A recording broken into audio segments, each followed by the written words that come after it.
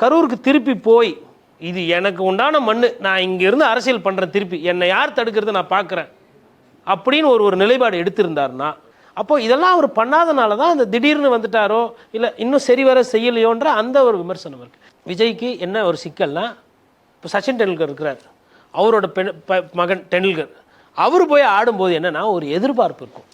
10 பாலில் 5 ரன் அடிக்கிறாப்புல டெண்டுல்கர் மகனா இது அப்படின்வாங்க, பியர் ப்ரெஷர்.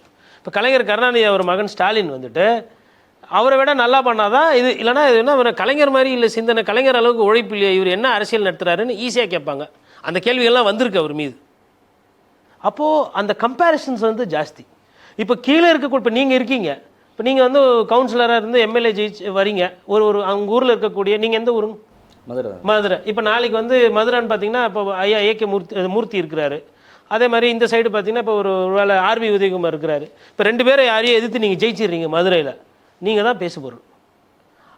அது வந்து நீங்கள் அப்போ ஹீரோவாக காட்டுவீங்க. இதே நீங்கள் ஒரு ஸ்டாராக இருந்துட்டு நீங்கள் போய் அவங்கக்கிட்ட நின்று தோத்துட்டீங்கன்னு வச்சுக்கோங்களேன், அப்போ வந்து உங்கள் மீது இருக்கக்கூடிய எதிர்பார்ப்பு இருக்கும். உங்களுக்கு அந்த அந்த இது இருக்குது பாருங்கள், உங்களோட அந்த பப்ளிசிட்டி, அந்த அந்த கட்டமைப்பு, அதுவே உங்களுக்கு மைனஸாக போயிடும். விஜய்க்கு அதுதான் பிரச்சனை.